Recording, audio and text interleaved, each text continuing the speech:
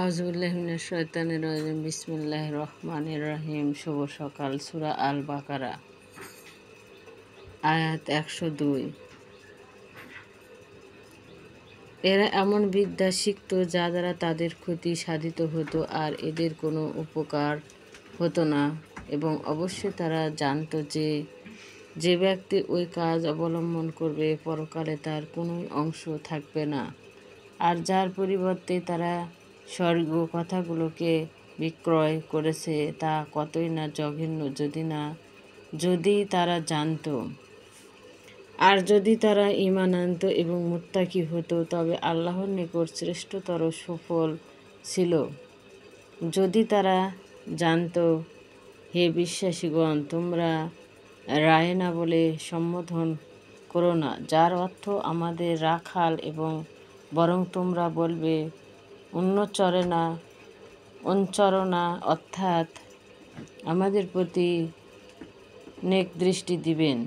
এবং শুনে নাও, বস্তুত অধিবাসীদের জন্য রয়েছে কষ্টদায়ক শাস্তি। গ্রন্থধারিণীর মধ্যে যারা অবিশ্বাসী তারা মুশরিকরা এটা চায় না যে তোমাদের প্রতিপালকের পক্ষ হতে তোমাদের প্রতি কোনো কল্যাণ অবতীর্ণ হোক, অথচ আল্লাহ যাকে ইচ্ছে স্বর্গীয় দয়া নির্দিষ্ট করে নেন, এবং আল্লাহ মহা অনুগ্রহশীল। আমি কোনো আয়াত রহিত করলে কিংবা ভুলিয়ে দিলে তা থেকে উত্তম কিংবা তারই মতো আয়াত নিয়ে আসি। তুমি কি জানো না যে আল্লাহ প্রত্যেক বস্তুর উপর ক্ষমতাবান? তুমি কি জানো না যে আকাশমণ্ডলী ও ভূমণ্ডলের রাজত্ব সেই আল্লাহরই, এবং আল্লাহ ছাড়া তোমাদের কোনো অভিভাবক নেই এবং সাহায্যকারী নেই? তোমরা কি তোমাদের রাসূলকে তেমন প্রশ্ন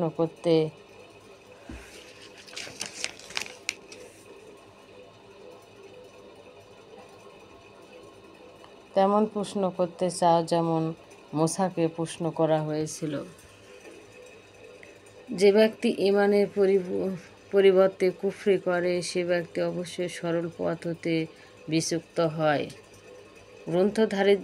গ্রন্থধারীগণের অনেকেই তাদের কাছে সত্য স্পষ্ট হয়ে যাওয়ার পরও তাদের অন্তরে পোষিত হিংসার দাপনে ইচ্ছে পোষণ করে যে যদি তোমাদেরকে তোমাদের ঈমান আনার পর কুফরিতে ফিরিয়ে নিতে পারত। সুতরাং তোমরা ক্ষমা করো ও মার্জনা করো যে পর্যন্ত না আল্লাহ স্বর্গীয় হুকুম প্রকাশ করেন। নিশ্চয়ই আল্লাহ সকল বস্তুর উপর ক্ষমতাবান। এবং তোমরা নামাজ কায়েম করো এবং যাকাত দাও এবং যা কিছু সৎ কার্যাবলী তোমরা স্বর্গীয় আত্মার জন্য আগে পাঠাবে, তোমরা তা আল্লাহর নিকট পাবে। তোমরা যা কিছু করছো নিশ্চয়ই আল্লাহ তা দেখছেন। তারা বলে, ইহুদি এবং নাসারাগণ ছাড়া কেউ জান্নাতে প্রবেশ করতে পারবে না। ওটা তাদের আকাঙ্ক্ষা মাত্র। বলো, যদি তোমরা সত্যবাদী হও তবে নিজেদের দলিল পেশ করো। বরং যে ব্যক্তি আল্লাহর কাছে আত্মসমর্পণ করে আর সৎকর্মশীল হয় তার জন্য তার প্রতিপালকের নিকট পূর্ণ ফল রয়েছে। তাদের কোনো ভয় নেই, তাদের কোনো দুঃখ নেই। আর ইহুদিরা বলে যে নাসারাদের মাযহাবের কোনো ভিত্তি নেই। নাসারা বলে যে ইহুদিদের মাযহাবের কোনো ভিত্তি নেই, অথচ তারা কিতাব পাঠ করে। এভাবে যারা কিছু জানে না তারাও ওদের মতোই বলে।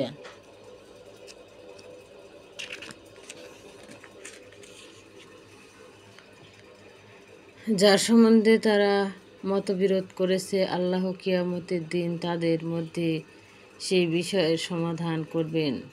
তার চেয়ে বড় জালেম কে? যে ব্যক্তি আল্লাহর মসজিদগুলোতে আল্লাহর নাম নিতে বাধা দেয় এবং এগুলো ধ্বংস সাধনের চেষ্টা করে, অথচ ভয়ভীত না হয়ে তাদের জন্য মসজিদে প্রবেশ সংগত ছিল না।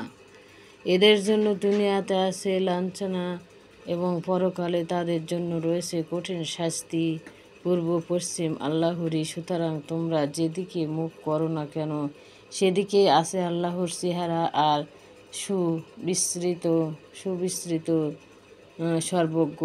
তারা বলে যে আল্লাহ সন্তান গ্রহণ করেছেন, তিনি অতি পবিত্র, বরং যা কিছু আকাশসমূহ এবং ভূমণ্ডলে আছে সমস্তই তার, সকলই তার অনুগত। আল্লাহ আকাশমণ্ডলী পৃথিবী সৃজনকারী, যখন কোনো কাজ করতে মহত্ব করেন তখন তার জন্য শুধু বলেন হয়ে যাও, তক্ষণে তা হয়ে যায়, মনে স্থির করার সাথে সাথে হয়ে যায়। যারা কিছু জানে না তারা বলে, কেন আল্লাহ আমাদের সঙ্গে কথা বলে না, কিংবা আমাদের নিকট কোনো নির্দেশ কেন আসে না। এভাবে আগের লোকেরাও ও তাদের মতোই বলতো। এদের অন্তরগুলো একই রকম। আমি দৃঢ় বিশ্বাসীদের জন্য নির্দেশাবলী পরিষ্কারভাবে বিবৃত করেছি।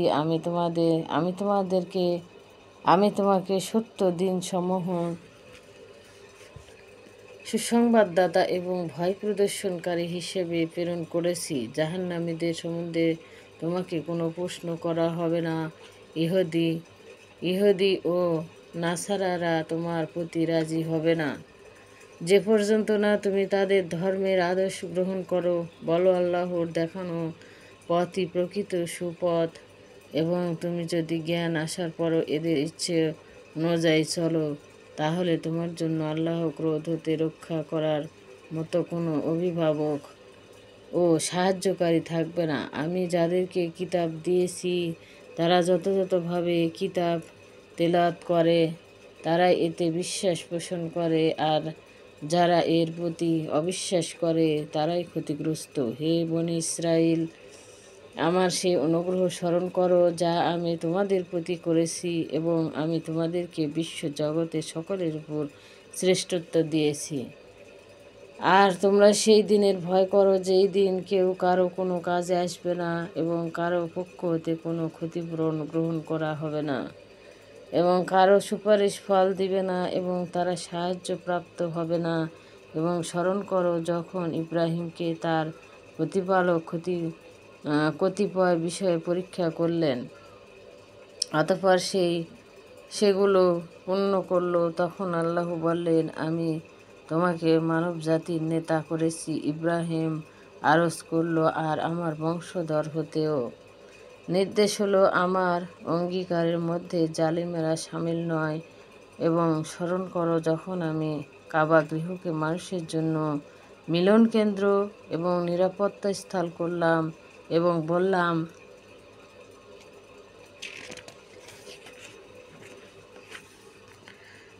বললাম মাকামে ইব্রাহিমকে সালাতের স্থান হিসেবে গ্রহণ করো। এবং ইব্রাহিম ও ইসমাইলকে বলেছিলাম, আমার গৃহকে তাকওয়াফকারী ও ইতিকাফকারী এবং রুকু ও সাজদাকারীর জন্য পবিত্র রাখবে। স্মরণ করো যখন ইব্রাহিম প্রার্থনা করেছিলেন, হে আমার প্রতিপালক, তুমি এই শহর নিরাপদ স্থল করো, এবং এর অধিবাসীদের মধ্যে যারা আল্লাহ ও পরকালের উপর ঈমান আনে তাদেরকে ফলমূল হতে জীবিকা প্রদান করো। নির্দেশ হলো, যে কেউ কুফরি করবে তাকেও আমি কিছু দিনের জন্য উপকার লাভ করতে দিব, এবং তারপর তাকে জাহান্নামের আগুনে দাখিল করব। আর কতই না নিকৃষ্ট তাদের ফেরার জায়গা। আর স্মরণ করো যখন ইব্রাহিম ও ইসমাইল কাবা গৃহের ভিত্তি তুলছিল, তখন প্রার্থনা করল, হে আমাদের প্রতিপালক, আমাদের পক্ষ থেকে কবুল করো, নিশ্চয়ই তুমি সর্বশ্রোতা ও সর্বজ্ঞাতা। হে আমাদের প্রতিপালক, আমাদেরকে তোমার অনুগত করো, আমাদের খানদানে একদল সৃষ্টি করো যারা তোমার আজ্ঞাবহ হয়, আর আমাদেরকে ইবাদতের নিয়মকানুন শিক্ষা দাও, এবং আমাদের অপরাধ ক্ষমা করো, নিশ্চয়ই তুমি অত্যন্ত ক্ষমাশীল, পরম দয়ালু। হে আমাদের প্রতিপালক, এদের কাছে একজন রসুল এদের মধ্যে হতে প্রেরণ করো, যে এদেরকে তোমার আয়াতগুলোকে পড়ে শোনাবে এবং এদেরকে কিতাব ও জ্ঞান বিজ্ঞান শিক্ষা দিবে।